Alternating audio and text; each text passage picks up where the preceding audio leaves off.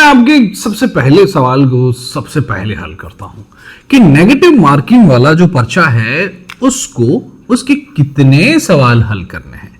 अब फिर मैं आपसे सलाम लूंगा और फिर मैं आपसे तारुफ कराऊंगा। सबसे पहली बात तो ये है दोस्तों, इसके 3 किस्म के स्टूडेंट्स होते हैं जो कि कोई किसी भी इम्तिहान के अंदर बैठते हैं। ठीक है, सबसे पहले किस्म के स्टूडेंट्स वो हैं जिनको पेपर की, मैं आगे बताऊंगा आपको कौन से 3 राउंड्स होने चाहिए।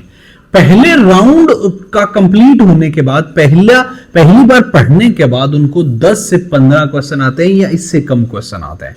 जो ऐसे हजरात होते हैं मेरी तरह के नल्ले, उनको पूरे 100 सवालात नेगेटिव मार्किंग वाले पेपर को के अटेम्प्ट करने चाहिए। ऐसे वो दोस्त जिनकी तैयारी थोड़ी बहुत होती है और उनके पहले रिवीजन के अंदर, पहले गो के अंदर, पहले राउंड के अंदर उनके 45 से 60 मार्क्स आते हैं, उनको एज पर माय कैलकुलेशंस उनको 90 के अराउंड मार्क्स जो है, उनको 90 के अराउंड क्वेश्चंस को सॉल्व करना चाहिए। उनको नेगेटिव मार्किंग वाले पेपर के अंदर 90% के करीब सवालात को अटेम्प्ट करना चाहिए। डिपेंड करता है इसकी, मैं आपको आगे बताऊंगा कि यहां पे एक होगा कि नो योर कंपटीशन। ठीक है, डिपेंड, अगर आप एमडी कैट दे रहे हो तो उसका और सूरत है, पीपीएससी दे रहे हो तो यू शुड फॉल हियर। अगर आपके 60 से 70 पहले राउंड के अंदर सही हैं तो आप 95 प्लस खेलोगे। ठीक है, ये है जी आपका वो सवाल जो सवाल सब लोग मुझसे पूछ रहे थे। मैं आगे इसको एक्सप्लेन करता हूं। खैर जी, मेरा नाम मोहसिन अकरम है। अलकरम स्कूल ऑफ थॉट्स में मैं आपका वेलकम करता हूं। मेरी तरफ से आप और आपके अपनों पे सलामती, रहमत, करम, फजल और मोहब्बत की ढेर सारी दुआएं हैं। मैं पाकिस्तान के अंदर जितने भी इम्तिहान हैं उनको इंटरनेट पे डाल रहा हूं ताकि दोस्तों स्टूडेंट्स का भला हो सके। हम आज डी क्लासिफाई करेंगे नेगेटिव मार्किंग को। ठीक है, आप अगर ये सारे स्टेप्स फॉलो कर लोगे, मैंने ये बता दिया भाई, जिसने यहां पे छोड़ के जाना वो चला जाए। मैंने ये बता दिया कि अगर आप इस कैटेगरी में फॉल करते हैं तो आप इतने इसको सॉल्व क्वेश्चन करेंगे, अगर आप इस कैटेगरी में फॉल करते हैं तो आपको इतना करना चाहिए, अगर आप इस कैटेगरी में फॉल करते हैं और आपको उतना करना चाहिए। And why I am saying all this things, क्योंकि मैं कोई लाहौर की कम से कम 10 अकेडमीज में पढ़ चुका हूं दोस्तों। मैंने 12 साल वेस्ट किए हैं इन कंपैरेटिव इम्तिहानों के अंदर। खैर जी, नेगेटिव मार्किंग एक ऐसी मिस्ट्री है जिसको हर बंदा अपनी औकात के मुताबिक डिक्लासिफाई करता है, जैसे मैंने आज किया और मैं जैसे करूंगा। नेगेटिव मार्किंग वाले पेपर को कैसे डील करना है, I will let you know that what to do. दोस्तों, एमडी कैट से लेके ई कैट से लेके NET, GAT, PPSC, FPSC, KPSC, BPSC, FPSC में भी यूजुअली होता है, और नेस्ट यूनिवर्सिटी या फास्ट यूनिवर्सिटी के एग्जाम्स के अंदर नेगेटिव मार्किंग का एक पेपर आता है। नेगेटिव मार्किंग आती है, मतलब अगर आप एक एमसीक्यू सही करेंगे तो आपको 1 नंबर मिलेगा, अगर आप एक एमसीक्यू गलत करेंगे तो आपकी जो डिडक्शन होगी, जो कटिंग होगी, वो 0.25% होगी। मतलब 1/4 आपका नंबर जो आपने सही किया हुआ वहां से भी कट जाएगा, मतलब खसारा ही खसारा। खैर, this video would cover only exam day. ठीक है, हम सिर्फ एग्जाम डे पे बात करेंगे कि नेगेटिव मार्किंग के पेपर में बैठे हुए हैं, that what you are supposed to do, कैसे, कितना, किस तरह, कैसे, मतलब how you are supposed to deal the things. बात ऐसे है दोस्तों कि ये 4 स्टेप्स हैं। मैं एक फार्मूला भी दूंगा और डोंट्स भी बताऊंगा आप इंशाल्लाह if you would do it. और मैं बताऊंगा कि अभी रिसेंटली के 2-3 जो एग्जाम आ रहे हैं उसमें आपने कैसा परफॉर्म करना है, क्योंकि मैं आपको बताना चाहता हूं कि मैंने ये असिस्टेंट रजिस्ट्रार की एक प्लेलिस्ट को स्टार्ट किया हुआ है, क्योंकि मैंने 2016 के अंदर मैंने असिस्टेंट रजिस्ट्रार के 17 ग्रेड के पेपर को पास किया था। मैं ये प्लेलिस्ट स्टार्ट करने लगा, उसमें हर चीज़ वो हिस्टोरिक, ये कोऑपरेटिव सोसाइटीज़ की हिस्ट्री से लेके to the essay, to the Urdu essay, to the English essay, to the comprehension, we would cover each and everything. और मैं आपको बताऊंगा कि अगर आपने एएसआई का पेपर देना जो अपकमिंग डेज में, तो आपने क्या करना है, देखो, क्योंकि हम वो आगे डील करेंगे। और अगर आपने असिस्टेंट रजिस्ट्रार या आगे जो मिनिस्ट्रियल कोटा का पेपर आ रहा है 17 ग्रेड का, पीएमएस का, तो वो कैसे करना है, I will let you know in this video. You are just need to be strict with me. खैर दोस्तों, पहली बात सबसे पहले कि आपने 30 मिनट पहले एग्जामिनेशन हॉल में पहुंचना है।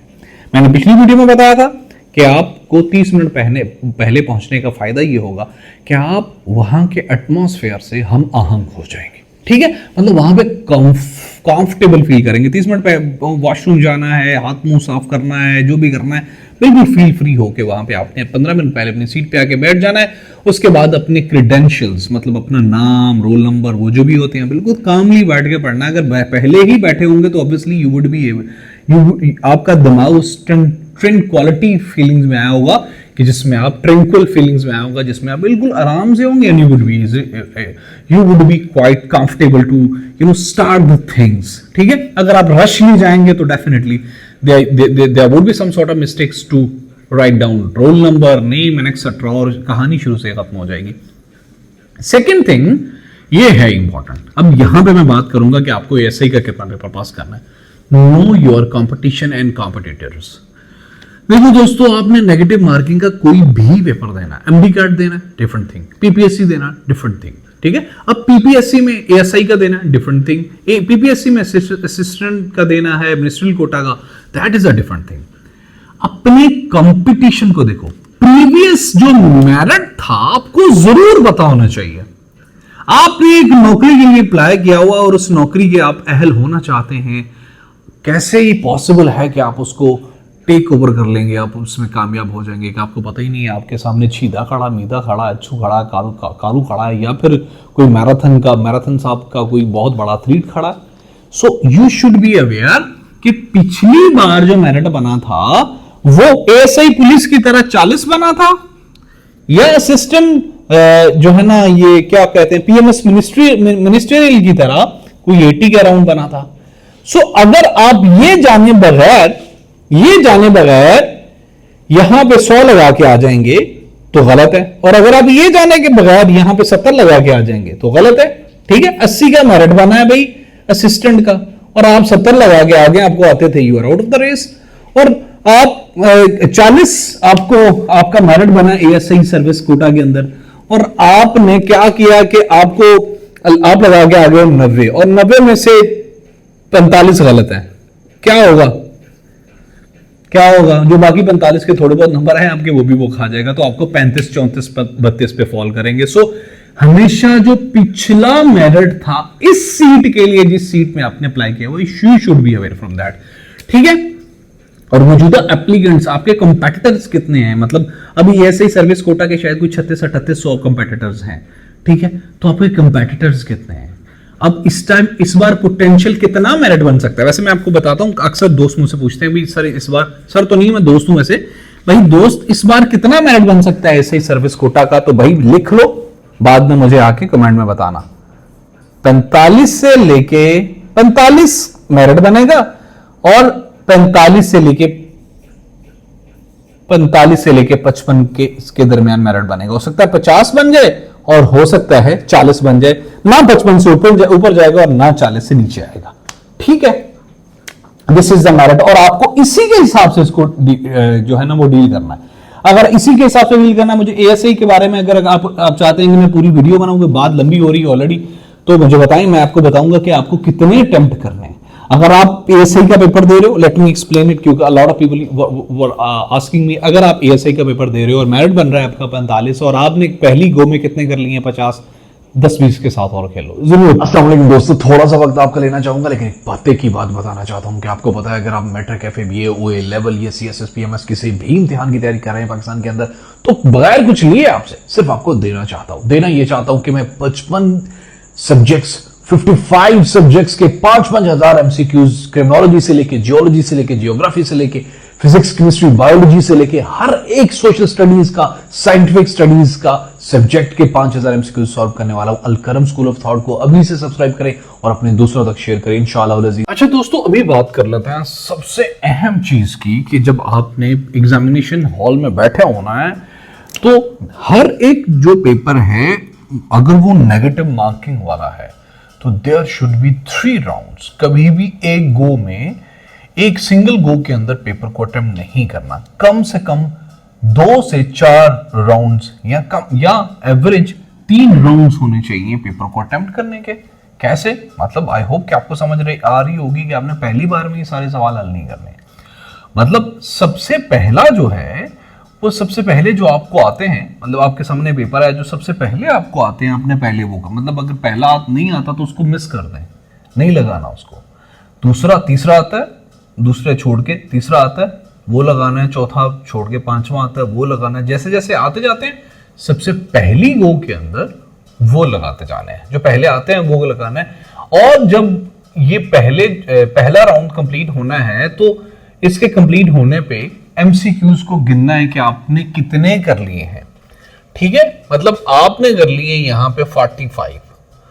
ये जो 45 आपने किए हैं, अब इसको उस कंपटीशन से कंपेयर करना है। ठीक है, कि भाई मैं कंपटीशन से कितना दूर हूं, उस हिसाब से आगे खेलना है।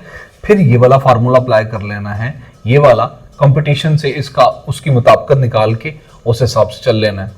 अच्छा, अब क्या है कि अब एक गो आपकी कंप्लीट हो गई है, अब आपका दूसरा राउंड स्टार्ट होना है। दूसरे राउंड से के अंदर आपने पहले जो आपको आते थे वो कर लिए, अब अंदाजा और रियाजी या कंप्रीहेंशन से मुताल्लिक अगर कोई है तो आपने अब वो स्टार्ट करने हैं। पहले गो के अंदर जो है ना वो आपने सिर्फ वही लगाए जिनके बारे में आपको कंफर्म था कि भाई ये आते हैं। ठीक है, अब जिनके बारे में आपको है असेसमेंट के मुताबिक उनको लगाना है, और जो मैथमेटिक्स के क्वेश्चन उनको लगाना है, और कंप्रीहेंशन जो क्रिटिकल क्वेश्चन है जिनके बारे में थोड़ा सोचना था पहली बार में आपने उनको स्किप किया हुआ है, अब उनके बारे में लगाना है। और तीसरी गो के अंदर आता है आपका फेवरेट काम, यानी कि तुक्का। ठीक है, यानी गैस। ठीक है, अच्छा, अब मैंने तुक्के को थोड़ा और एक्सप्लेन कर दिया है क्योंकि ये वो काम है जो आप सबसे ज्यादा करते हैं। अच्छा, तुक्का हमेशा कॉमन सेंस से लगाना है।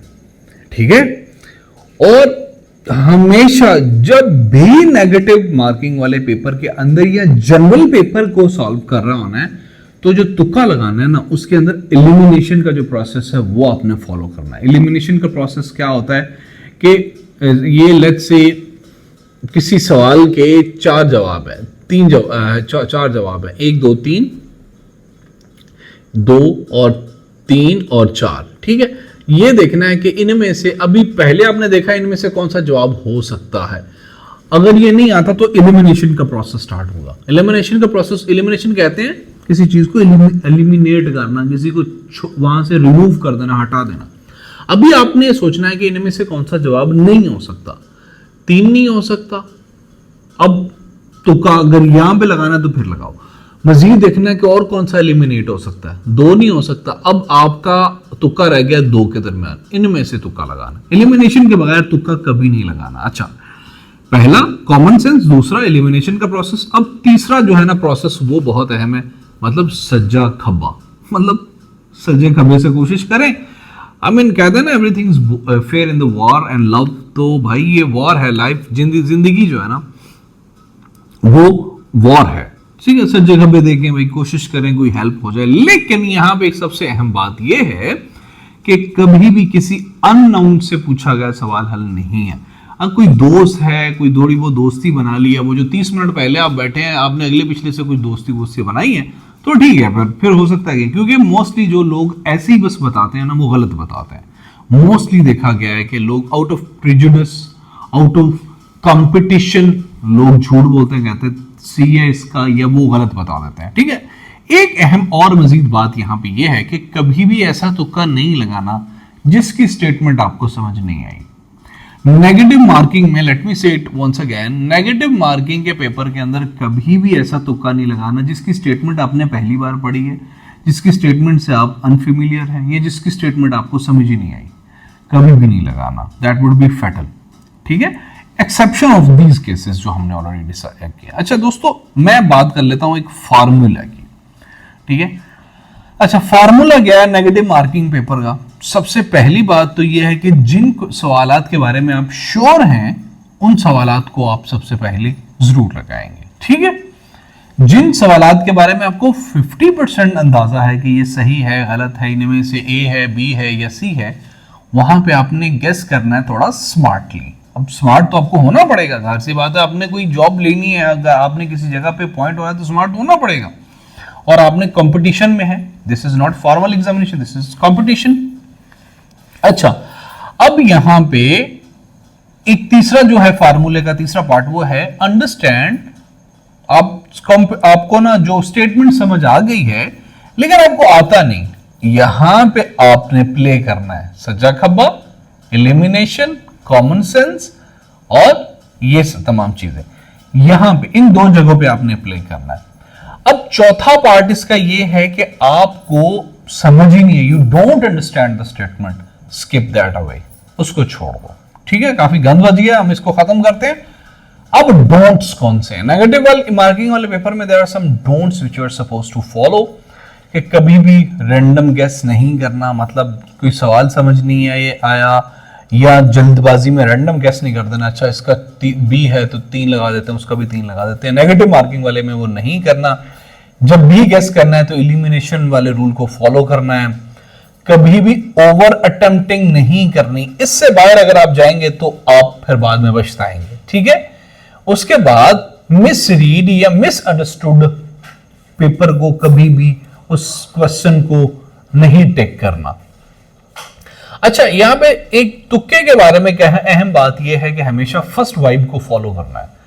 जो आप सवाल पढ़ने के बाद सबसे पहला आपके दिमाग में जो जवाब आएगा, कोशिश करनी है उसको फॉलो करना है, उसको रिप्लेस नहीं करना। अच्छा नहीं सज्जा नहीं खब्बा हो सकता है, तीसरा नहीं चौथा हो सकता है, इस चीज को नहीं होना चाहिए। पांचवा जो इसका है वो है हमेशा टाइम मैनेजमेंट। बहुत अहम है, ये सबसे ज्यादा अहम है। टाइम को कभी भी अंडर एस्टिमेट नहीं करना। बाद में एंड पे आप रश करना शुरू कर देंगे, बस ऐसे लगाना शुरू कर देंगे। और छठा है फोकस नहीं खोना। आई होप कि इससे आपका कुछ भला हुआ होगा। प्लीज चैनल को सब्सक्राइब करें।